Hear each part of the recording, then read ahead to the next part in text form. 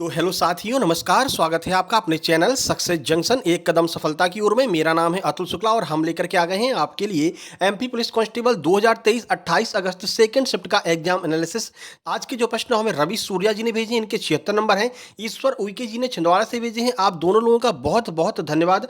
आपका भी अगली किसी भी शिफ्ट में एग्जाम है तो आप अपने प्रश्नों को 7052547003 इस नंबर पर जरूर से जरूर सेंड करना।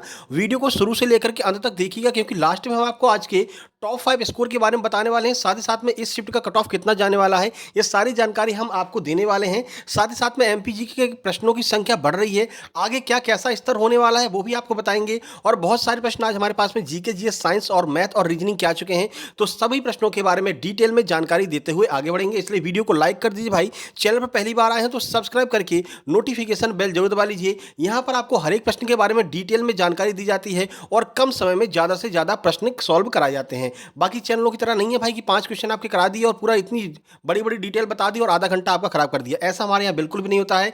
कम समय में ज़्यादा से ज़्यादा क्वेश्चन बताने का प्रयास हम करते हैं। तो चलिए शुरुआत करते हैं, देखते हैं आज जीके जीएस साइंस का पहला प्रश्न कौन सा है। तो आज का पहला प्रश्न एमपी जी के सही है। सलमान खान का जन्म कहां पर हुआ है? तो इंदौर में सलमान खान का जन्म हुआ था। ठीक है, देखिए सलमान खान का जन्म 27 दिसंबर 1965 को इंदौर मध्य प्रदेश में हुआ था। उनके पिता जैफ खान एक स्क्रीन राइटर थे, इसलिए इनकी शिक्षा दीक्षा बहुत अच्छी हुई थी और इन्होंने मुंबई में भी अपनी शिक्षा प्राप्त की थी। और ये एक अभिनेता है, आप सबको पता है, ज़्यादा जानकारी देने की आवश्यकता नहीं है। ठीक है, अब चलिए सीधे आगे बढ़ते हैं और देखते हैं अगला प्रश्न क्या है। विश्व व्यापार संगठन का मुख्यालय कहां पर है? सही आंसर है जिनेवा में विश्व व्यापार संगठन का मुख्यालय है। थोड़ी सी जानकारी आपको दे दें, एक मिनट। हमने विश्व व्यापार संगठन जो है और जो भी संगठन है, जितने भी राष्ट्रीय और अंतर्राष्ट्रीय संगठन है, सबकी वीडियो एक साथ में कल 27 तारीख को हमने डाल दी थी।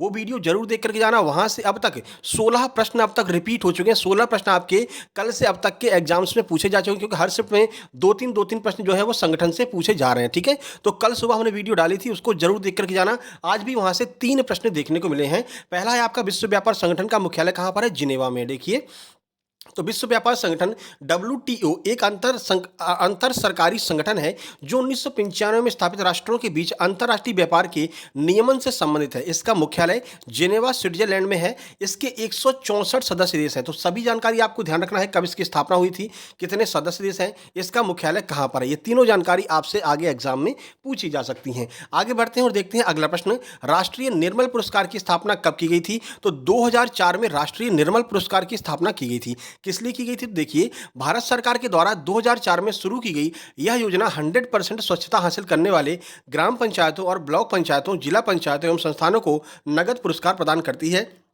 यानी वे 100% खुले में स्वच्छ मुक्त ODF है और तरल पदार्थों के मुद्दों से निपट चुके हैं, तो उनको यह पुरस्कार दिया जाता है। राष्ट्रीय निर्मल पुरस्कार 2004 में इसकी शुरुआत की गई थी। ये बहुत महत्वपूर्ण प्रश्न है, इतने डीपली प्रश्न आपसे पूछे जा रहे हैं। ठीक है, चलिए आगे बढ़ते हैं। अगला प्रश्न, मुस्लिम लीग का जो अमृतसर अधिवेशन है वो कब हुआ था? तो मुस्लिम लीग का अमृतसर अधिवेशन 1908 में हुआ था। देखिए, अब थोड़ा थोड़ा आपका यहाँ पर पॉलिटी की ओर बढ़ रहा है। 2 प्रश्न आज आपके पॉलिटी के पूछे गए हैं। आगे क्या स्तर रहने वाला है वो हम आपको लास्ट में बताने वाले हैं कि आगे जिन लोगों का एग्जाम है वो क्या क्या पढ़ करके जाएं। चलिए फिलहाल देखिए, इस लीग का संविधान 1906 में कराची पाकिस्तान में बनाया गया था। 1906 में इसको जो है कराची पाकिस्तान में मुस्लिम लीग की स्थापना हुई थी। इसका पहला अधिवेशन 1908 में अमृतसर के पंजाब में हुआ था। ऑल इंडिया मुस्लिम लीग पहले सत्र की अध्यक्षता आगा खां के द्वारा की गई थी। ये भी आपको याद रखना है।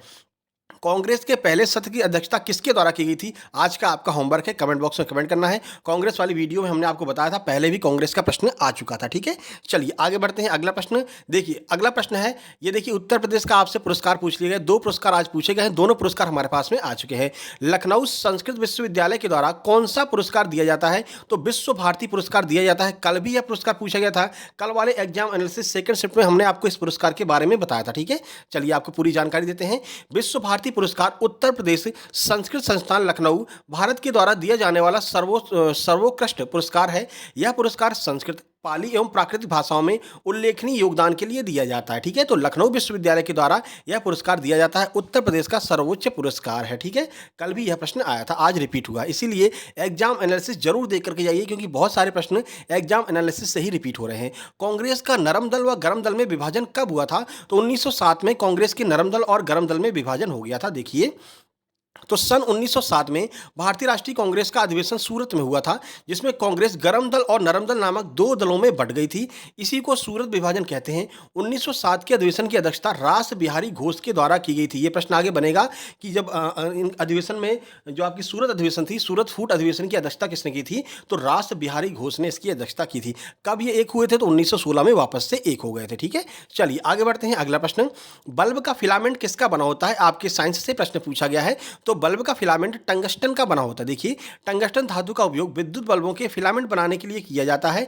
यह एक बहुत ही उच्च गलनांक वाली एक मिश्र धातु है। ठीक है, इसलिए इसका उपयोग जो है बल्ब के फिलामेंट को बनाने में किया जाता है। वीडियो पसंद आ रही हो तो भाई वीडियो को लाइक जरूर कर देना और शेयर कर देना उन लोगों के पास में जिनका आगे एग्जाम होने वाला है, फालतू में इधर उधर के एग्जाम एनालिसिस में पड़े हुए 2-2 घंटे बर्बाद कर रहे हैं। ठीक है, आगे प्रश्न आपसे ये जरूर पूछा जाएगा, विद्युत हीटर का जो आपका तार बने होते हैं विद्युत हीटर के, वो किसके बने होते हैं? तो विद्युत हीटर के जो तार बने होते हैं जो लाल हो जाते हैं वो नाइक्रोम के बने रहते हैं। ये आगे प्रश्न आपसे पूछा जाएगा। ठीक है, अगला प्रश्न देखिए, शंकर दयाल शर्मा से ही आपके 2 प्रश्न पूछ लिए हैं। ठीक है, एक एक टॉपिक से ही वो लोग 2-2 प्रश्न पूछ ले रहे हैं। देखिए एक मिनट, तो ये प्रश्न है आपका, डॉक्टर शंकर दयाल शर्मा का जन्म कहाँ पर हुआ था? तो सही आंसर है भोपाल में डॉक्टर शंकर दयाल शर्मा का जन्म हुआ था।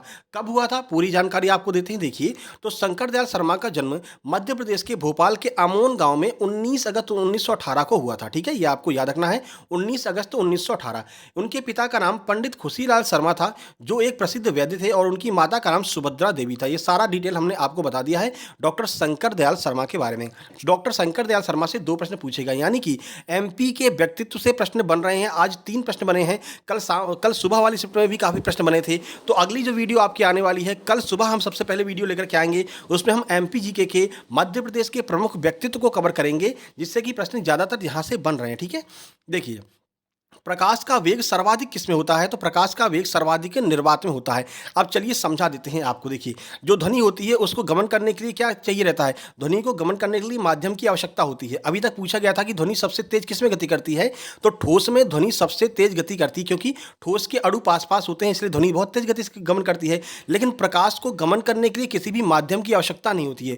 अगर कोई माध्यम बीच में आ जाएगा तो प्रकाश की गति धीमी हो जाएगी। तो ध्वनि की गति सबसे धीमी किसमें होती थी? निर्वात में, क्योंकि निर्वात में कोई माध्यम नहीं होता था। तो इसका जस्ट उल्टा हो जाएगा, प्रकाश की गति सबसे ज्यादा किसमें होगी? निर्वात में, क्योंकि निर्वात में कोई माध्यम नहीं रहेगा, सब खाली रहेगा और कोई उसको रोकने वाला नहीं रहेगा। तो प्रकाश की गति सर्वाधिक निर्वात में होती है। उम्मीद करते हैं सारी चीजें आपके समझ में आ रही होंगी। देखिए, प्रकाश का वेग निर्वात में अधिकतम होता है। प्रकाश को प्रसारित करने के लिए किसी माध्यम की आवश्यकता नहीं होती है, लेकिन माध्यम के अपवर्तक सूचकांक के कारण प्रकाश की गति घट जाती है। जबकि निर्वात का कोई माध्यम नहीं होता, इसलिए इसका सूचकांक भी नहीं होता है और प्रकाश अधिक तीव्र गति से गमन करता है। ठीक है भाई, चलिए आगे बढ़ते हैं। इस वाले प्रश्न से आपका 2 प्रश्न क्लियर हो गए। एक तो आपका जो आपकी ध्वनि की तीव्रता और प्रकाश की तीव्रता, दोनों के जो आपके कन्फ्यूजन थे वो यहाँ पर क्लियर हो गए होंगे। आगे बढ़ते हैं, डॉक्टर शंकर दयाल शर्मा की मृत्यु कब हुई थी? ये प्रश्न आपका पूछ लिया। देखिए, तो 26 दिसंबर 1999 को डॉक्टर शंकर दयाल शर्मा की मृत्यु हो गई थी। देखिए, तो डॉक्टर शंकर दयाल शर्मा का देहांत 26 दिसंबर 1999 को 81 वर्ष की आयु में नई दिल्ली में हुआ था। अंतर्राष्ट्रीय स्तर पर कानूनी पेशे के लिए उनके उत्कृष्ट योगदान के लिए और कानून के शासन के प्रति प्रतिबद्धता के लिए उनको हमेशा याद किया जाएगा। आपको याद रखना, 26 दिसंबर 1999 को 81 वर्ष की उम्र में इनका निधन हो गया था। ठीक है, चलिए आगे बढ़ते हैं। ज्यादा जो डीप में बताने की जरूरत होगी उसी के बारे में बताएंगे, बाकी जो फालतू की चीजें हैं उसको बताने की कोई आवश्यकता नहीं है, क्योंकि समय आपका भी महत्वपूर्ण है और हमारा भी समय महत्वपूर्ण है। बहुत कम समय आपके पास में बचा है, ठीक है, आपके एग्जाम में। ठीक है, चलिए, तरंग की गति को किसमें मापते हैं? तो तरंग की गति को मीटर प्रति सेकंड में मापा जाता है। देखिए, तरंग की गति होती क्या है? तो तरंग की गति वह दूरी है जो एक तरंग निश्चित समय में तय करती है, जैसे कि वह प्रति सेकंड कितने मीटर चलती है, तो मीटर प्रति सेकंड हो गया। ठीक है, तरंग गति समीकरण के द्वारा तरंग दैर्घ्य और तरंग आवृत्ति से संबंधित है। गति बराबर तरंग दैर्घ्य इंटू आवृत्ति, ये सूत्र भी आपको याद रखना है, आगे पूछा जा सकता है। ठीक है, तो मीटर प्रति सेकंड में तरंग की गति को मापते हैं। तरंग दैर्घ्य को किसमें मापते हैं? तो तरंग दैर्घ्य को एंगस्ट्रॉम में मापते हैं। आज हमने मात्रक वाली वीडियो डाल दी है आज सुबह। ठीक है, क्योंकि मात्रक से 3-4 प्रश्न पूछे जा रहे थे, तो आज सुबह अगर देखेंगे तो सबसे सुबह जो पहली वीडियो है वो आज हमने मात्रक, सदिश एवं अदिश राशि और जो आपसे कंपैरिजन पूछा जा रहा था कि 1 न्यूटन बराबर कितना मीटर होता है या 1 किलोग्राम में कितना न्यूटन होता है, ये सारे प्रश्न हमने एक साथ में कंपाइल करके डाल दिए हैं। आज सुबह वाली वीडियो देख लेना। ठीक है, चलिए, विश्व मौसम विज्ञान का मुख्यालय कहाँ पर? ये प्रश्न पूछा गया है। ये प्रश्न ऑलरेडी करा चुके हैं अपनी वीडियो में मुख्यालय वाले में। देखिए, तो जिनेवा। आज 3 प्रश्न पूछे गए हैं और तीनों का आंसर जिनेवा है। और हमने आपसे पहले भी कहा था कि कोई भी आपको समझ में नहीं आए और ऑप्शन में अगर जिनेवा दिया है तो आप जिनेवा जरूर लगा कर आना, क्योंकि 70 से 75% जो है वो उनका मुख्यालय जिनेवा में ही देखने को मिलता है। ठीक है, तो विश्व मौसम विज्ञान संगठन WMO का जो मुख्यालय है वो जिनेवा स्विट्जरलैंड में है। वर्तमान में इसमें 193 देश हैं, ये भी आपको याद रखना है। ठीक है भाई, आगे बढ़ते हैं। छोटी आंत में भोजन का अवशोषण कौन से कीटाणु करते हैं? तो छोटी आंत में भोजन का अवशोषण बिली नामक कीटाणुओं के द्वारा किया जाता है। ई कोलाई कहाँ पर पाए जाते हैं? तो ई कोलाई आपके आंत में ही पाए जाते हैं। देखिए, छोटी आंत का आंतरिक सतह पर छोटे छोटे विक्षेप जो पचे हुए भोजन को अवशोषित करने में मदद करते हैं, उन्हें हम विली कहते हैं। ठीक है, ये अंगुली की समान आकृति होती है जो छोटी आंत में पाई जाती है। ये क्या करते हैं? भोजन का अवशोषण करते हैं, इन्हें हम विली कहते हैं। आगे बढ़िए। भारत की जनसंख्या और विश्व की जनसंख्या के बीच में क्या अनुपात है, यह आपसे पूछा गया था। तो देखिए, भारत की जनगणना हमारे देश की जनसंख्या से संबंधित जानकारी हमें प्रदान करती है। ठीक है, मार्च 2011 तक भारत की जनसंख्या 12,106 लाख थी, जो कि विश्व की कुल जनसंख्या का 17.5% थी। ठीक है, तो 17.5% भारत की जनसंख्या है कुल विश्व की जनसंख्या का। अब आप रेशियो निकाल लेना। ठीक है ना, चलिए आगे बढ़ते हैं। अगला देखिए, विश्व श्रम संगठन का मुख्यालय कहाँ पर है? तो ये भी, इसका भी मुख्यालय जिनेवा में है। जिन लोगों ने जिनेवा पे तुक्का लगाया था उनके तीनों प्रश्न सही हो गए हैं, और जो हमारी वीडियो देखकर गए होंगे तो उनको तो तीनों प्रश्न सही होने ही हैं, क्योंकि इन तीनों को हमने अपनी वीडियो में कवर किया है। ठीक है, देखिए, तो जिनेवा सही आंसर हो जाएगा। अंतर्राष्ट्रीय श्रम संगठन का मुख्यालय जिनेवा स्विट्जरलैंड में स्थित है। तो एक बार अगर आपका अगले 2-3 दिन में एग्जाम है तो वो वीडियो जरूर देख करके जाना। परसों ही हमने अपलोड की थी, या कल सुबह अपलोड की थी।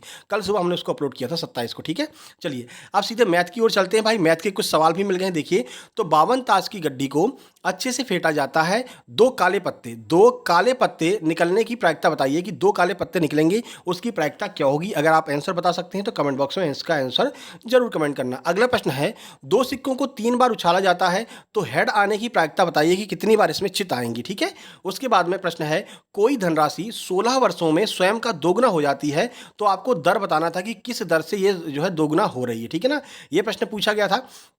उसके बाद में आगे बढ़ते हैं। देखिए, त्रिभुज की भुजाओं का रेशियो देकर के आपसे क्षेत्रफल पूछा गया था। आपको बता दें, केवल एसआई के प्रश्न पूछे जा रहे हैं, सीआई के प्रश्न आपके एग्जाम में अब नहीं पूछे जा रहे हैं। ठीक है, चलिए, त्रिभुज की भुजाओं को देकर के उसका क्षेत्रफल पूछा गया था। उसके बाद में अगर बात करते हैं आपके एडवांस से, तो वृत्त में कोण पूछा गया था, एक ही प्रश्न आया था। उसके बाद में टाइम और डिस्टेंस के 3 प्रश्न आए। आज टाइम और वर्क का भी एक प्रश्न देखा गया, लेकिन नॉर्मल प्रश्न पूछा गया कि राम किसी काम को 30 दिन में करता है, ठीक है, श्याम किसी काम को 15 दिन में करता है, दोनों मिलकर के इस काम को कितने दिन में करेंगे। लेकिन अगर हम 30 तारीख के बाद बात करें तो टाइम एंड वर्क के प्रश्नों की संख्या 30 तारीख के बाद बढ़ेगी। ठीक है, चलिए बाकी हम आपको बताएंगे कि क्या बढ़ेगी। ये कल वाला प्रश्न है, ठीक है ना, ये कल वाला प्रश्न है, इस पर मत ध्यान दीजिए।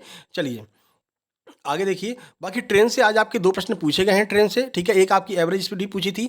बॉड मास के 3 से 4 प्रश्न पूछे जा रहे हैं, इसमें कोई परिवर्तन नहीं हुआ है। एलजेब्रा के 2 प्रश्न पूछे जा रहे हैं। घातांक और करनी से भी 1 प्रश्न पूछा है। एलसीएम एचसीएफ से 2 से 3 प्रश्न और भिन्न वाले प्रश्न पूछे जा रहे हैं। ठीक है ना, परसेंटेज के 4 से 5 प्रश्न पूछे जा रहे हैं। परसेंटेज को आप अच्छे से कवर करके जाइए तो बाकी तो अपने आप ही कवर हो जाएगा। सीआई के 1 भी प्रश्न नहीं पूछा है आज। एसआई का 2 प्रश्न पूछा गया है। प्रॉफिट लॉस से 3 से 4 प्रश्न बन रहे हैं। 2 प्रश्न आपके सिंप्लीफिकेशन से बने हैं। मिक्सचर एलिगेशन से भी 3 प्रश्न देखने को मिले हैं।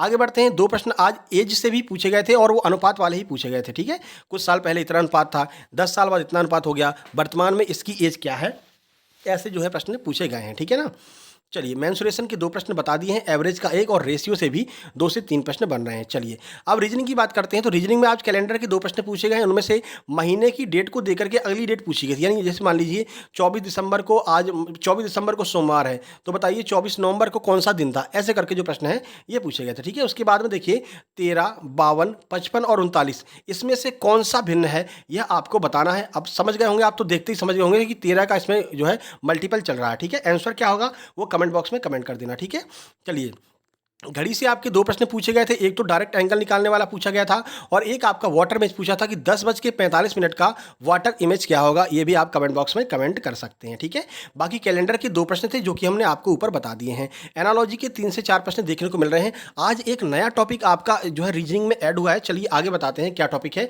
कोडिंग डिकोडिंग को अच्छे से देख करके जाना भाई। कोडिंग डिकोडिंग से 6 से 7 प्रश्न बंच में प्रश्न जो है कोडिंग डिकोडिंग से बन रहे हैं।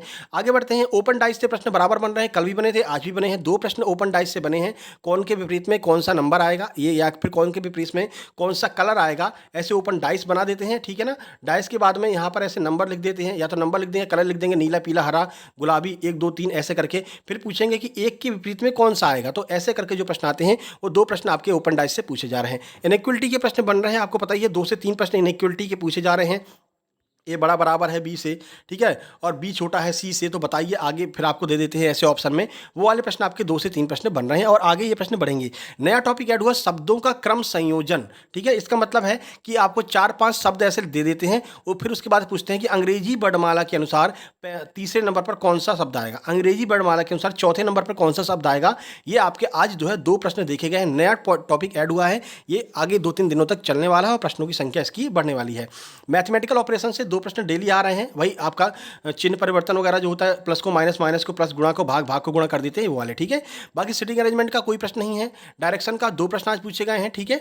आइदर और नाइदर नॉर से कोई प्रश्न नहीं बन रहा है, या तो यदि तो खत्म कर दिया, अब यहाँ से प्रश्न नहीं बन रहा है। मिसिंग लेटर बराबर पूछा जा रहा है, मिसिंग लेटर, मिसिंग सीरीज, यहाँ से प्रश्न बराबर बन रहे हैं, ठीक है। उसके बाद में 2 प्रश्न आपके रैंकिंग के हैं, रैंकिंग में कौन छोटा कौन बड़ा है ये बताने वाला जो होता है। उसके वाटर और मिरर में से आज कोई प्रश्न नहीं आया है, ठीक है। त्रिभुज काउंटिंग की बात करते हैं तो एक आपका त्रिभुज काउंटिंग था और एक आपका आयत था। आयत कैसा था, आयत का चित्र बना करके हमारे पास में भेजा गया था, तो आपको बता देते हैं इस तरह से 1 2 3 और 4 इस तरह से लाइनें थी और इसमें पूछा गया था कि कितने आयत है, आयत काउंट करके आपको बताना था। अब इसमें से आप देख लेना कितने आयत आपको निकल रहे हैं, कमेंट बॉक्स में कमेंट करना, बाकी इसका आंसर हम जो है टेलीग्राम पर बता देंगे, ठीक है। बाकी 2 प्रश्न आपके नंबर सीरीज से और अल्फाबेट सीरीज से भी 3 प्रश्न आज आपके पूछे गए हैं। आगे बढ़ लेते हैं, वेन डायग्राम से भी आपके 2 प्रश्न आज देखने को मिले हैं। वेन डायग्राम के प्रश्न आगे बढ़ सकते हैं। कथन निष्कर्ष के भी आपके 2 प्रश्न देखने को मिले हैं। ओवरऑल की बात कर लेते हैं। ओवरऑल में देखिए जीके जीएस के आज आपके 25 के लगभग प्रश्न पूछे हैं, साइंस के 11 प्रश्न पूछे हैं, मैथ के 33 प्रश्न पूछे हैं और रीजनिंग के 31 प्रश्न पूछे हैं। यानी कि मैथ के प्रश्नों की संख्या आज जो है वो थोड़ी सी बढ़ा दी गई है, ठीक है। चलिए अब आज के टॉप 5 स्कोर की बात कर लेते हैं। देखिए तो टॉप 5 स्कोर में देखिए 78, 76, 75, 72, 69। आज जो नंबर है वो काफ़ी कम है क्योंकि नीचे गिर रहा है ग्राफ, क्योंकि जो आपका एग्जाम है एग्जाम का लेवल अप हो रहा है, ठीक है। अब लेवल आपका जो है कठिन कर रहे हैं। आज रीजनिंग भी कठिन पूछी गई थी, बताया जा रहा है कि सीरीज वगैरह जो है उनमें जो है थोड़े से कठिन लेवल के प्रश्न आज डाले गए थे, ठीक है। तो अभी तक जो आपकी रीजनिंग सरल आ रही थी, आज रीजनिंग थोड़ा सा कठिन पूछी गई है। सजेशन की बात करें तो देखिए अल्फाबेट नंबर जो होते हैं उनको आपको याद करके जाना, ABCD के नंबरिंग क्या होती है अच्छे से याद करके जाइए। इनइक्वलिटी की वीडियो देख करके जाइए, इनइक्वलिटी से प्रश्न बन रहे हैं, ठीक है। वर्ल्ड हिस्ट्री भी पढ़ करके जाना, पादप जगत भी पढ़ के जाना। आज आपका थैलोफाइटा से प्रश्न बना था, ठीक है।